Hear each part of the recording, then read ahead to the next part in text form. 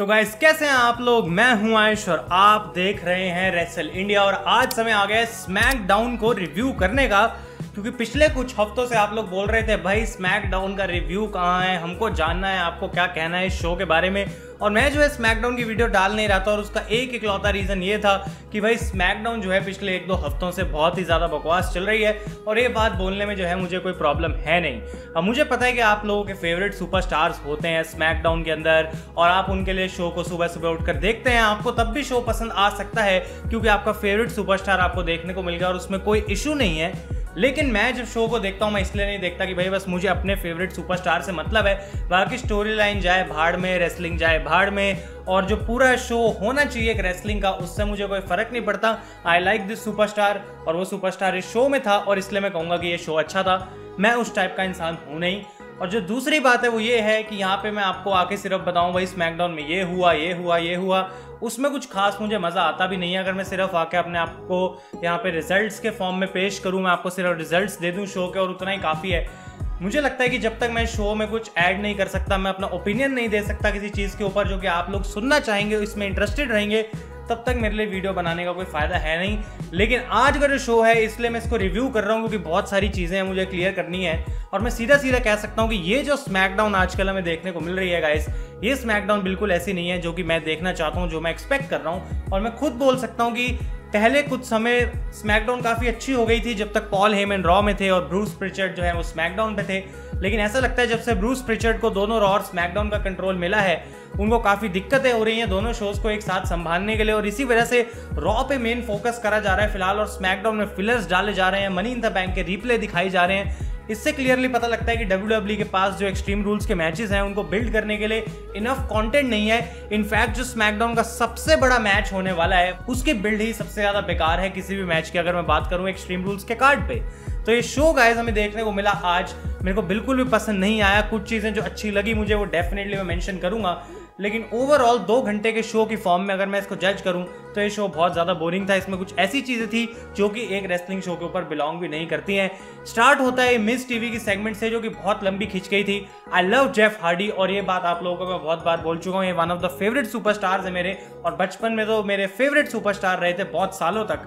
लेकिन Jeff Hardy की story line जो है, एक ही चीज़ बार बार हर हफ्ते हमें देखने को मिल रही है, वही सेम चीज़ हर समय, हर same promo, that is not keeping me into the story line. जबकि शेमस और जेफ हार्डी का मैच ऑलरेडी हो चुका है। अगर इस स्टोरी लाइन को और ज़्यादा आगे बढ़ाना है तो इसमें कुछ और कॉन्टेक्स्ट होना चाहिए, थोड़ी डिटेल्स और होनी चाहिए ताकि मैं और इसमें इंटरेस्ट लूँ। अब मैं ये नहीं कह रहा कि शेमस और जेफ हार्डी का जो मैच है वो अच्छा नहीं होने वाला, लेकिन ये जो मिस टीवी की सेगमेंट थी मुझे बहुत खींची हुई लगी। जेफ हार्डी का प्रोमो काफ़ी अच्छा था यहाँ पे, और मिस उनको टॉन्ट करते हैं, लेकिन जेफ हार्डी जो है किसी की बात इस समय मान नहीं रहे हैं और वो अपने आप को प्रूव करने वाले हैं। और मिज ने एक अच्छा खासा टेस्ट दिया है यहाँ पे जेफ हार्डी को एक बार फाइट के फॉर्म में, कि वो होगा उनका मैच ऑफ शेमस के साथ एक्सट्रीम रूल्स में। तो काफी अलग अलग नई सॉर्ट की स्टिपुलेशंस हमें देखने को मिल रही है एक्सट्रीम रूल्स पेपर व्यू में, which is a good thing. Bar fight देखने को मिल रही है, Wyatt swamp fight, eye for an eye match, अलग अलग चीजें हो रही हैं एक्सट्रीम रूल्स के अंदर। तो वो एक ऐसी चीज है जिसके लिए मैं हाँ कह सकता हूँ वेट कर रहे हैं। लेकिन ऐसा कुछ नहीं हुआ आज की स्मैकडाउन में कि मैं कहूँ यार मजा आ गया इस शो को देख के।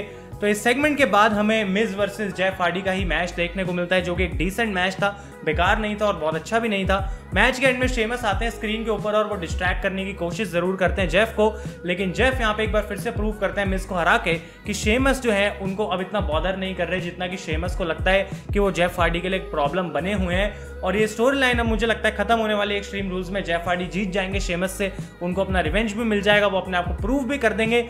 और मेरे हिसाब से अभी जो एल्कोहलिक वाली स्टोरी लाइन है, जंकी वाली स्टोरी लाइन है, इससे जेफ हार्डी को दूर जाना होगा। बहुत समय से ये चल रही है और अब WWE के पास कुछ खास बचा नहीं है, और हर हफ्ते हमें रिपीटेड प्रोमो सुनने को मिलते हैं, तो वो मैं यहाँ पे नहीं चाहता देखना।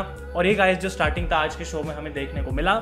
इसके बाद हमें एक टैग टीम मैच देखने को मिलता है जहाँ पे the current tag team champions यानी कि बेली एंड साशा बैंक्स लड़ते हैं अलेक्सा ब्लिस और निकी क्रॉस की टीम से।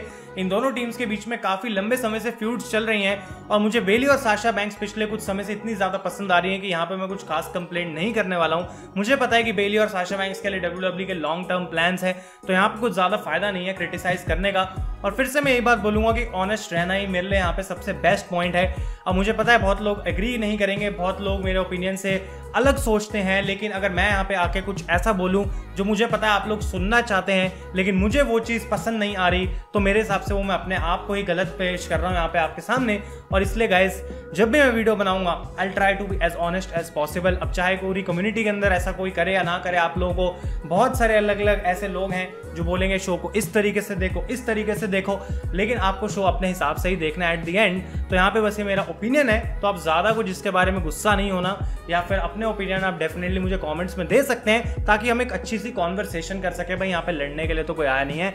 तो ये जो टैग टीम मैच हमें देखने को मिला, मैं कहना चाहूँगा काफ़ी एक डिसेंट टैग टीम मैच था, अच्छा टैग टीम मैच था। और यहाँ पे साशा बैंक्स और बेली भी जीत चुकी हैं, जबकि काफ़ी क्लोज आ गई थी यहाँ पे अलेक्सा और निकी इस मैच को जीतने के लिए। तो डेफिनेटली जो विमेंस की टैग टीम डिवीजन है वो फिलहाल साशा और बेली ने अच्छी बना दी है, लेकिन टैग टीम्स की अभी भी काफ़ी ज़्यादा कमी है। आइकॉनिक्स एक अच्छी टैग टीम है नहीं। डेना ब्रुक और किसी को भी अगर कार्मेला जैसे सुपरस्टार को मिक्स कर दें तो वो एक टैग टीम नहीं कहलाती, और वो चीज़ का मजा जो है एक मिसिंग है टैग टीम डिवीजन के अंदर। लेकिन फिलहाल जब तक बेली और साशा बैंक्स इसको कैरी कर रही हैं, I think it's working well. इसके बाद हमें देखने को मिलता है ब्रे वायत वर्सेस ब्रॉन स्ट्रोमैन का पूरा मैच का replay from money in the bank.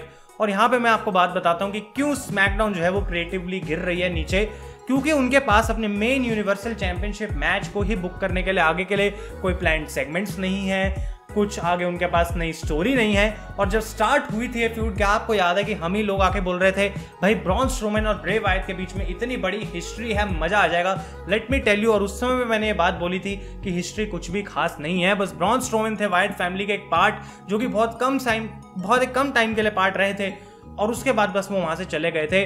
तो बेसिकली WWE ने उस समय सोचा कि हम इसको बहुत लंबा खींच सकते हैं, अलग अलग चीजें कर सकते हैं, लेकिन जब तक इस मैच के अंदर कोई बिल्ड ही नहीं है, खास कुछ सेगमेंट्स ही नहीं हमें देखने को मिल रही, तो जो वायत स्वैम्प मैच है उसके लिए मैं इतना ज्यादा एक्साइटेड कैसे हो सकता हूँ। आई थिंक वो मैच काफी अच्छा होगा क्योंकि ब्रे वायत उसके पीछे हैं, ब्रे वायत उसको बुक कर रहे हैं, और बाकी पूरी जेरेमी बोरैश, ट्रिपल एच वगैरह अगर उसके अंदर अपना हाथ डालेंगे तो definitely is going to turn out like a great match. लेकिन जब तक वो मैच हो नहीं रहा है मुझे उससे कोई फर्क नहीं पड़ रहा, क्योंकि उसकी कोई बिल्ड हमें नहीं देखने को मिल रही स्मैकडाउन के ऊपर। और ये है गाइस मेरा सिंपल सा ओपिनियन। तो आप लोग मुझे कमेंट्स में बताएं कि ये जो मैच होने वाला है, जबकि यूनिवर्सल चैंपियनशिप के लिए नहीं है, लेकिन तब भी आपके इसके बारे में क्या थॉट्स हैं। अब इसके बाद हमें प्रोबेबली एक ऐसी चीज देखने को मिली आज स्मैकडाउन में जो कि बिलोंग ही नहीं करती शो के ऊपर, और वो था एक fatal four way karaoke between Lacey Evans, Tamina, Dana Brooke and Naomi. अब जिमी ऊसो शायद इसको होस्ट कर रहे थे, और मैं जानता हूं कि एक ऊसो ब्रदर जो है वो इंजर्ड है, तो दूसरे को कुछ ना कुछ काम चाहिए, उसको एज अ कैरियोके होस्ट दे दिया। और यहाँ से पता लगता है कि WWE जब कॉमेडी करने की कोशिश करती है यहाँ पे, तो कितने बुरे तरीके से वो फेल हुए हैं। मुझे नहीं लगता कि ये सेगमेंट किसी को भी पसंद आई थी। अगर आप में से किसी को भी ये सेगमेंट पसंद आई है तो प्लीज नीचे जाके कमेंट करें और मुझे बताएं कि हाँ भाई ये सेगमेंट देख के मुझे मजा आ गया, क्योंकि ये सेगमेंट देख के ये एक वैसी टाइप की सेगमेंट है कि इसको देख के मैं शो बंद कर देता हूँ और कहूंगा कि नहीं भाई ये चीज़ यहाँ पे बिलोंग नहीं करती। आखिर पहली बात तो इन चारों वुमेन का आपस में एक दूसरे के साथ लेना देना क्या है, और एक कैरियोके कंपटीशन में क्यों लड़ रहे हैं on a wrestling show. So I don't know, क्या इनका ड्रीम सिंगर बनना था, क्या यहाँ से अमेरिकन आइडल में जाना चाहते हैं, या फिर विंस इनको कुछ और ट्रेनिंग दे रहे हैं जिसकी वजह से इनके रेसलिंग स्किल्स बेटर होंगे। आई थिंक अगर रेसलिंग चैलेंज होता तो शायद मुझे मैटर लगता है पूरी चीज़, लेकिन दिस वॉज एब्सोल्युटली ऑफुल। और यहाँ पे हमें देखने को मिलता है बेसिकली एंड में ब्रॉल हो जाती है, और इस ब्रॉल के बाद एक मैच होता है लेसी एवंस और नाओमी का, वो भी एक ब्रॉल में कन्वर्ट हो जाता है डीक्यू में। तो ये पूरी जो 30 मिनट के आसपास की सेगमेंट चली होगी मेरे हिसाब से, इसका रिजल्ट एब्सोल्युटली नथिंग। और अगले हफ्ते ही WWE इस बात को भूल जाएगी कि हमने पिछले हफ्ते ऐसा कुछ किया था। तो ये स्टूपिड चीजें हैं पूरी स्मैकडाउन के ऊपर जो चल रही हैं, नॉनसेंस चीजें हैं। तो एक नो कॉन्टेस्ट यहाँ पे कोई रिजल्ट नहीं बना। अगर नो कॉन्टेस्ट ही इसका रिजल्ट होना था तो आखिर इतना लंबा क्यों चलाया सब कुछ, सीधा ही हमको एक मैच दे सकते थे। लेकिन फिर से वही बात है, बस शो को खींचना है और वही चीज एक व्यूअर को पसंद नहीं आती है। इसके बाद गाइस हमें बैक स्टेज एक अच्छी टाइप की न्यूज जानने को मिली है आज कि AJ स्टाइल्स का मैच नेक्स्ट वीक होने वाला है मैट रिडल के साथ फॉर द इंटरकॉन्टिनेंटल चैंपियनशिप। अब ये मैच इसलिए हो रहा है क्योंकि ऑब्वियसली मैट रिडल हम जानते हैं कि एक सरप्राइज विक्ट्री ऑलरेडी हासिल कर चुके हैं AJ स्टाइल्स के ऊपर, और उसकी वजह से उनको यहाँ पे एक मैच मिल रहा है। अब क्या होगा इस मैच में वो मैं आपको बता सकता हूँ यहाँ पे, क्योंकि मुझे नहीं लगता मैट रिडल यहाँ पे टाइटल जीतेंगे, क्योंकि AJ स्टाइल्स को स्पेशली WWE रॉ से स्मैकडाउन पे इसीलिए लेके आई थी ताकि वो उनको टाइटल जितवा सकें, तो इतनी जल्दी उनको टाइटल हरवाएंगे नहीं। और मुझे लगता है कि इस मैच में बैरन कॉर्बिन इंटरफेयर करने वाले हैं, और डेफिनेटली बैरन कॉर्बिन का यहाँ पे हाथ रहेगा मैट रिडल को हरवाने के लिए। उसके बाद कॉर्बिन और मैट रिडल की फ्यूड चालू होगी और AJ स्टाइल्स अपने किसी और रास्ते चले जाएंगे। लेकिन फिर भी मैं बात कह सकता हूँ कि एक पॉजिटिव चीज एटलीस्ट है जो कि हम नेक्स्ट वीक एक्सपेक्ट कर सकते हैं यहाँ पे फ्राइडे नाइट स्मैकडाउन से। और उसके बाद फाइनली गाइस मेन इवेंट में for the SmackDown tag team titles हमें मैच देखने को मिलता है new day against Cesaro and Shinsuke Nakamura. और यहाँ पे मैं एक्सपेक्ट कर रहा था एक टाइटल चेंज की भाई कुछ तो नया देखने को मिले, लेकिन WWE ने टाइटल चेंज क्या यहाँ पे हमें एक रिजल्ट भी नहीं दिया, क्योंकि ये भी एक नो कॉन्टेस्ट में काइंड ऑफ खत्म हो गया, मैच एक ब्रॉल में खत्म हो गया। और हमें देखने को मिलता है लास्ट में कि सिजारो और नाकामुरा जो है वो टेबल्स के थ्रू फेंकते हैं न्यू डे को, और यहाँ पे इस तरीके से शो हो जाता है खत्म। अब मैं यहाँ पे एक्साइटेड इस चीज के लिए नहीं था कि नए चैंपियंस बनेंगे, मुझे लग रहा था कि ऐसा नहीं होने वाला, पर तब भी मैं एक्सपेक्ट कर रहा था कि ऐसा हो। ऑब्वियसली वो चीज़ नहीं हुई, लेकिन मुझे लगता है मैच एक बार फिर से होगा एक्सट्रीम रूल्स के अंदर, और उसके बाद हमें देखने को मिल सकता है कि सिजारो और नाकामुरा नए चैंपियन बने। और ये बात मैं इसलिए बार बार कह रहा हूँ क्योंकि नाकामुरा और सिजारो दो ऐसे सुपरस्टार हैं जो कि बहुत कुछ डिजर्व करते हैं, लेकिन मेन रोस्टर पर उन्हें कभी कुछ मिलता नहीं है। वो चीज़ गलत है और वो चीज़ होनी चाहिए। और न्यू डे अगर अपने टाइटल्स हारते भी हैं एक्सट्रीम रूल्स में तो कुछ खास उनको उस चीज़ से लॉस होगा नहीं। तो ये जो है हमें देखने को मिलने वाला है गाइस सब कुछ एक्सट्रीम रूल्स के अंदर, और मैं उम्मीद करूंगा एटलीस्ट वो पेपर व्यू अच्छा हो। तो ये थी आज की स्मैकडाउन की वीडियो, और एक बार मैं फिर से ही कहूंगा यहाँ पे मेरा आपको आके सिर्फ रिजल्ट्स बताना ओपिनियन नहीं है, गोल नहीं है, लेकिन आप लोग अपने ओपिनियन मेरे साथ शेयर करें वो भी मैं चाहता हूँ। और ये बेसिकली एक थॉट था मेरा कि कैसी स्मैकडाउन होनी चाहिए, क्योंकि ऐसी स्मैकडाउन मैं नहीं देखना चाहता हूँ, और मुझे पता है WWE अच्छे शोज दे सकती है, तब भी क्यों नहीं दे रही है, इसका कोई रीजन मेरे पास तो है नहीं। तो अगर आपको वीडियो पसंद आएगा गाइस लाइक करें। Thank you so much for watching. मैं हूँ आयुष और आप देख रहे हैं